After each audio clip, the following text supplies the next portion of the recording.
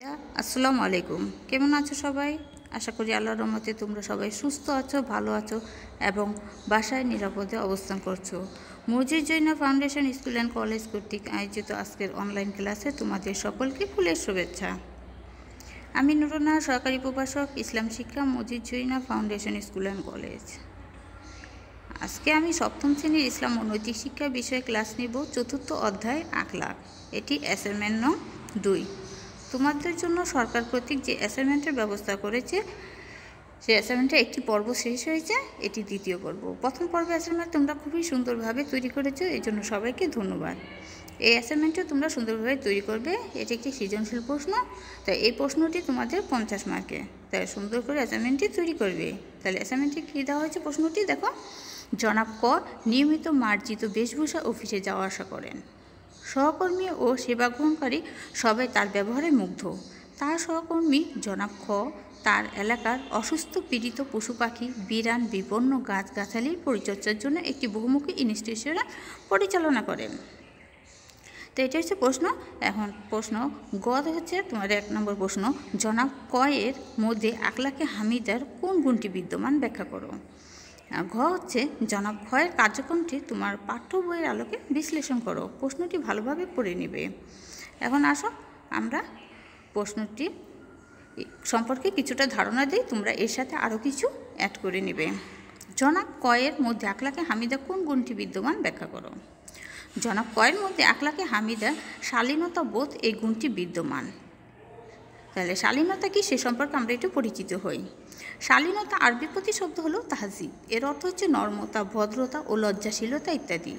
আচার আচরণে, কথাবার্তা ও চালচলনে মার্জিত পন্থা অবলম্বন করাকে শালীনতা বলে। শালীনতা মানুষের একটি মহৎ গুণ। এটি মানুষকে অন্যায় ও অশ্লীল কাজ থেকে বিরত রাখে। শালীনতা বান্দাকে আল্লাহর অনুগত হতে সাহায্য করে। আচার ব্যবহারে শালীন ব্যক্তিকে কি সবাই পছন্দ করে।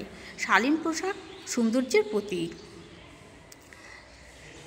শালীন ও ভদ্র আচরণের মাধ্যমে বন্ধুত্ব ও হৃদ্যতা সৃষ্টি হয়। সমাজকে সুন্দর ও সুশৃঙ্খল রাখতে শালীনতার প্রয়োজন সর্বাধিক। শালীনতাপূর্ণ আচার ব্যবহারে সম্প্রীতি ও সৌহার্দ্যের চাবিকাঠি। অপরপক্ষে অভদ্র বা অশালীন আচরণ বন্ধুকেও দূরে ঠেলে দেয়। মানুষ অশালীন ব্যক্তিকে কি পছন্দ করে না। মহানবী সাল্লাল্লাহু আলাইহি সাল্লাম বলেন, মানুষের মধ্যে ওই ব্যক্তি সবচেয়ে নিকৃষ্ট যার অশ্লীলতা থেকে রক্ষা পাওয়ার জন্য লোকেরা তাকে কি পরিত্যাগ করে। এটি বর্ণিত হয়েছে বুখারী শরীফ থেকে। অশালীন ব্যক্তিকে আল্লাহ তাআলা কখনোই কি পছন্দ করেন না, বরং অশালীন ব্যক্তিকে আল্লাহ তাআলা কি ঘৃণা করেন। এই প্রসঙ্গে রাসূল সাল্লাল্লাহু আলাইহি সাল্লাম বলেন, নিঃসন্দেহে আল্লাহ তাআলা অশালীন ও দুশ্চরিত্র ব্যক্তিকে কি ঘৃণা করেন। এটি বর্ণিত হয়েছে তিরমিজি শরীফ থেকে। তাই প্রিয় শিক্ষার্থীরা, আমরা শালীনতা রক্ষা করে চলব। শালীনতা মানুষের জীবনে কি অপরিহার্য বিষয়। মহান আল্লাহ তাআলা আমাদের কি শালীনতার শিক্ষা দিয়েছেন। পবিত্র কোরআনে সূরা লুকমানে উল্লিখিত আছে যে হযরত লুকমান আলাইহিস সালাম তার পুত্রকে শালীনতা শিক্ষা দিতে গিয়ে বলেন, হে পুত্র, অহংকার বশে তুমি মানুষকে কি অবজ্ঞা করো না। পৃথিবীতে উদ্ধতভাবে চলো না, কারণ আল্লাহ তাআলা কোনো উদ্ধত অহংকারীকে ব্যক্তিকে কি পছন্দ করে না।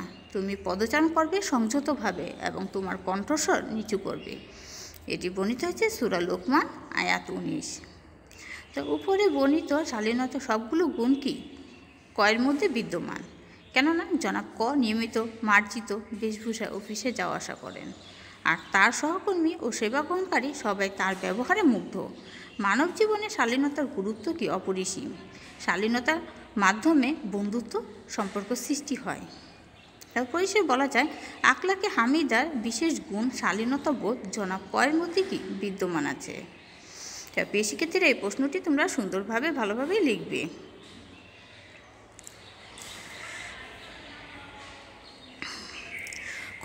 ঘ নম্বর প্রশ্ন দেখো, জনাব ক্ষয়ের কার্যক্রমটি তোমার পাঠ্য বইয়ের আলোকে বিশ্লেষণ করো। জনাব ক্ষয়ের কার্যক্রমটি হলো সৃষ্টির সেবা। তাই সৃষ্টি সেবা কি মহান আল্লাহ তাআলা সৃষ্টির প্রতি দয়া ও সহানুভূতিশীল হয়ে আদর যত্ন করার নাম হলেও কি সৃষ্টির সেবা। আল্লাহর সৃষ্টি বলে সব কিছু, যেমন জীব জন্তু, পশু পাখি, গাছপালা, পাহাড় পর্বত ইত্যাদি মানুষের উপকারের জন্য সৃষ্টি করেছেন। আল্লাহ তাআলা মানুষকে আশরাফুল মাখলুকাত বা সৃষ্টির সেরা জীব হিসেবে সৃষ্টি করেছেন। আর সকল কিছু সৃষ্টি করেছেন কি মানুষের কল্যাণের জন্য। তাই আমাদের সৃষ্টির প্রতি সহানুভূতি দেখানো এবং এগুলোর যত্ন করা অবশ্যই কর্তব্য। মানুষের উপর দুই ধরনের কর্তব্য রয়েছে। প্রথমটি হলো স্রষ্টার প্রতি কর্তব্য এবং দ্বিতীয়টি হলো কি সৃষ্টির প্রতি কর্তব্য। সৃষ্টির প্রতি মানুষের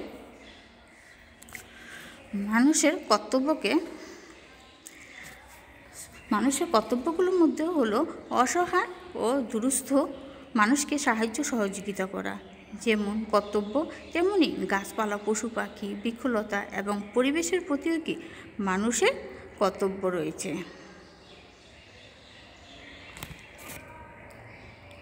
সৃষ্টির প্রতি সদর হলে লালন পালন ও রক্ষণাবেক্ষণ করলে কি আল্লাহ খুশি হন, তেমনি এদের প্রতি নিষ্ঠুর আচরণ করলে আল্লাহ অসন্তুষ্ট হন। এ সম্পর্কে রাসূল সাল্লাল্লাহু আলাইহি ওয়াসাল্লাম বলেন, সমগ্র সৃষ্টির জগৎ আল্লাহর পরিবার।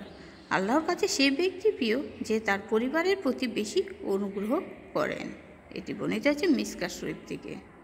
তা আমাদের চারপাশে কীটপতঙ্গ, গাছপালা, তরুলতা, পশু পাখি সব কিছুর প্রতি কি আমাদের দায়িত্ব কর্তব্য রয়েছে, কারণ এসব কিছু নিয়ে কি আমাদের পরিবেশ, আমাদের স্বার্থে কি এই পরিবেশ রক্ষা করতে হবে।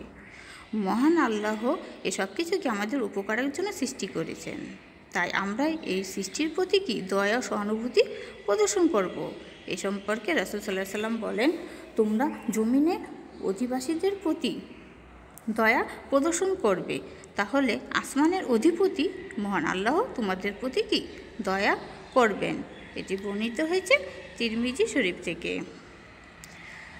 প্রিয় শিক্ষার্থীরা, তাহলে জনাব খয়ের এলাকার অসুস্থ, পীড়িত পশু পাখি, বিপন্ন গাছগাছালির পরিচর্যার জন্য কি একটি বহুমুখী ইনস্টিটিউশন পরিচালনা করেন। জনাব খ মূলত ইনস্টিটিউশন পরিচালনা করে সৃষ্টি সেবা করছেন। সুতরাং উপরে আলোচনার প্রেক্ষিতে বলা যায় জনাব খয়ের কার্যক্রমটি হলো সৃষ্টি সেবা। তাহলে আমরাও কি করব? সৃষ্টির সেবা করব, পশু পাখির প্রতি খেয়াল রাখবো, গাছগাছালি পরিচর্যা করব, যত্ন করব। তাহলে এগুলো করলে আল্লাহ তাআলা কি আমাদের অনেক সওয়াব দান করবেন। তাহলে প্রিয় শিক্ষার্থীরা, তোমরা এই প্রশ্ন দুটি সুন্দরভাবে তৈরি করবে। তাহলে তোমরা সবাই সুস্থ থেকো, ভালো থেকো। আল্লাহ হাফেজ। আসসালামু আলাইকুম ওয়া রাহমাতুল্লাহ।